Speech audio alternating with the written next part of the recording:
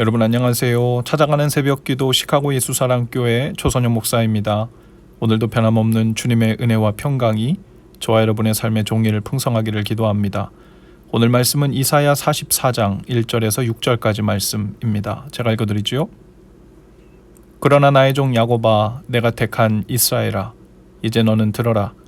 너를 지으신 분, 내가 태어날 때부터 내가 너를 도와주마 하신 주님께서 말씀하신다. 나의 종 야곱아, 내가 택한 여수르나 두려워하지 말아라. 내가 메마른 땅에 물을 주고 마른 땅에 시내가 흐르게 하듯이 내 자손에게 내 영을 부어주고 내 후손에게 나의 복을 내리겠다. 그들은 마치 시냇물가의 버들처럼 풀처럼 무성하게 자랄 것이다. 그때에는 나는 주님의 것이다 하고 말하는 사람도 있고 야곱의 이름을 써서 그의 자손임을 자칭하는 사람도 있을 것이며 팔에다가 나는 주님의 것이라고 쓰는 사람도 있을 것이며 이스라엘 사람이라고 불리는 것을 영광으로 여기는 사람도 있을 것이다. 이스라엘의 왕이신 주, 이스라엘의 속량자이신 만군의 주님께서 말씀하신다. 나는 시작이요 마감이다. 나밖에 다른 신이 없다. 아멘. 두려워하는 이스라엘 백성들을 위로하시며 힘을 주시는 주님의 말씀이 44장에도 계속됩니다. 이제는 이스라엘의 애칭인 여수룬이라고 부르시며 두려워하지 말라고 하시죠. 나의 종 야곱아, 내가 택한 여수르나 두려워하지 말아라. 여기서 여수르는 히브리어로 의로운 자, 올바른 자, 정직한 자라는 의미가 있고요. 현존하는 구약 성경 번역판 중에 가장 오래된 판본 중 하나가 바로 70인역이라고 불리는 것인데요. 기원전 300년경에 고대 그리스어로 작성된 것입니다. 그 70인역에 보면 이 여수룬이란 단어를 사랑을 받는 자라고 번역했습니다. 하나님께서 이스라엘을 두고 여수루나 하고 부를 때마다 나의 사랑을 받은 자야 라는 의미가 들어가 있는 것이죠. 이 세상에 창조된 모든 피조물들은 모두 생명을 이어가게 해주는 하늘의 공급이 필요합니다. 하나님께서 그렇게 만드셨죠. 메마른 땅에는 하늘에서 물을 주어야 생기를 얻고 또 생명력이 살아나죠. 마찬가지로 하나님 없이 사는 사람들도 마치 메마른 땅과 같습니다. 육체는 식물과 육식을 먹고 그 생명을 유지할지 모르지만 그 영혼은 하나님의 영이 부어지지 않으면 마치 메마른 땅처럼 갈라지고 생명력이 없죠. 하나님께서 우리에게 하늘에서 부어주시는 것이 바로 하나님의 영과 복이라는 것입니다. 우리는 그 영 안에서 복을 받아 살아가는 것이죠. 3절에서 이렇게 약속하십니다. 내가 메마른 땅에 물을 주고 마른 땅에 시내가 흐르게 하듯이 내 자손에게 내 영을 부어주고 내 후손에게 나의 복을 내리겠다. 하나님의 영이 부어진 사람은 마치 그 삶에 생명의 시내가 흐르는 것처럼 생기를 얻습니다. 하나님의 복을 받아 사는 사람은 하나님의 은혜의 동산처럼 보호해 주시고 공급해 주심을 경험하며 살죠. 그러면 그 삶은 마치 4절의 말씀처럼 됩니다. 그들은 마치 시냇물가의 버들처럼 풀처럼 무성하게 자랄 것이다. 그 삶에 하나님의 영과 복을 받아 사는 사람은 마치 시냇가에 심은 나무처럼 버들처럼 무성하게 자랄 것이라 라고 말씀하세요. 시편 1편에도 이와 같은 말씀이 있죠. 바로 이 복, 이 영을 받아 사는 사람에 대해 시편 1편에서 이렇게 이야기합니다. 복 있는 사람은 악인의 꾀를 따르지 아니하며 죄인의 길에 서지 아니하며 오만한 자리에 자리에 앉지 아니하고 오로지 주님의 율법을 즐거워하며 밤낮으로 율법을 묵상하는 사람이다. 그는 시냇가에 심은 나무가 철 따라 열매를 맺으며 그 잎이 시들지 아니함 같으니 하는 일마다 잘 될 것이다. 하나님의 율법, 즉 말씀을 밤낮으로 즐거워하며 묵상하는 사람이란 어떤 사람일까요? 그런 사람은 마치 시냇가에 심은 나무처럼 버들처럼 풀처럼 무성하게 되고 철 따라 열매를 맺는다고 했습니다.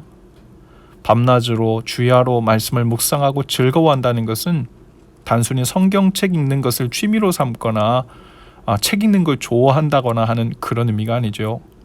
말씀을 묵상하고 그 묵상한 말씀이 삶에서 가는 곳마다 작동되고 녹아지고 눈에 보여지니까 즐거운 겁니다. 그 말씀이 낮에도 밤에도, 집에 있을 때도 집 밖에 나가서도, 직장에서도 주중에도 주말에도 밤낮으로 눈에 보이듯 작동되니 즐겁고 신기한 거예요. 그러니 마치 온종일 말씀만 묵상하고 하루를 채우며 사는 것과 같은 기분인 겁니다. 말씀이신 주님과 종일 동행하며 산다는 말이 마치 이와 같은 것이죠. 죄 지을까봐 내가 한 행동이나 말 하나 하나님이 지적하실까봐 조심하느라 스트레스 받으며 사는 것이 아니라 주님과의 동행이 즐거운 것입니다. 무엇을 해도, 누구를 만나도 주님이 생각나고 말씀이 적용되고, 그 선한 이끄심 위에서 마치 사랑하는 연인에게, 사랑하는 부모님에게 칭찬받고 싶어서 하루 종일 그 앞에서 잘 보이고 싶어 선한 일을 찾아다니는 아이처럼 신이 나서 즐거워하며 말씀 가운데 살아가는 것을 의미하죠. 체스터턴의 하나님의 수수께끼가 사람의 해답보다 더 만족스럽다. 책 이름이 좀 길죠? 이 책에 나오는 한 식구가 있어요. 제가 한번 소개해드립니다. 수세기 전 동력에 살던 남자가 있었다. 이제 나는 그를 생각하지 않고는 아무것도 볼 수 없게 되었다. 양을 보아도, 참새를 보아도, 나리꽃을 보아도, 보리밭을 보아도, 까마귀를 보아도, 저녁 노을을 보아도, 포도밭을 보아도, 산을 보아도 늘 그가 생각난다. 이 시에 나오는 동력에 살던 한 남자란 바로 예수님을 의미합니다. 살아계신 말씀을 주야로 묵상하고 즐거워하며 하루를 사는 일이란 마치 이와 같지 않을까요? 오늘 본문 6절에서 하나님께서 말씀하십니다. 나는 시작이요 마감이다. 나밖에 다른 신은 없다. 그러니 우리의 하루 삶이 하나님으로 시작하고 하나님으로 마감하는 것은 지극히 당연한 일입니다. 하나님께서 하루를 여시면서 우리에게 생명을 주시고 또 하루를 닫으시며 그 다음 또 하루를 우리에게 주실지 말지를 결정하시는 분이시죠. 하나님은 그래서 시작이시고 마감이십니다. 하나님을 빼놓고 나 혼자 할 수 있는 일, 나 혼자 갈 수 있는 곳, 나 혼자 이룰 수 있는 것은 없습니다. 하나님이 시작하셔야 시작이 되는 것이고 하나님이 마감하셔야 정말 끝나는 것이죠.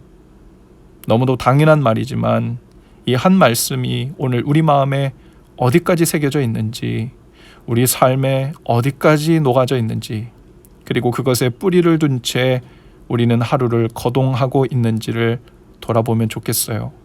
하나님이 시작이시고 마감이라는 이 단순하지만 태산보다 무겁게 흔들리지 않는 사실을 오늘 우리 마음에 새기고 손과 발로 옮기며 사시는 날 되실 수 있기를 주님의 이름으로 축복합니다. 기도합시다. 주님, 오늘 우리를 두려워 말라고 위로하시는 성령님의 음성을 듣습니다. 오늘 우리의 발길과 마음이 다니는 모든 곳에서 주님이 생각나게 하시고 주님의 말씀이 생각나게 하시고 또한 그 안에서 즐거워하는 날 되게 하옵소서. 그렇게 주님으로 시작하게 하시고 마감하게 하옵소서. 예수님 이름으로 기도합니다. 아멘. 여러분, 오늘도 예수 사랑으로 화이팅입니다. 내일 아침에 다시 찾아뵙지요.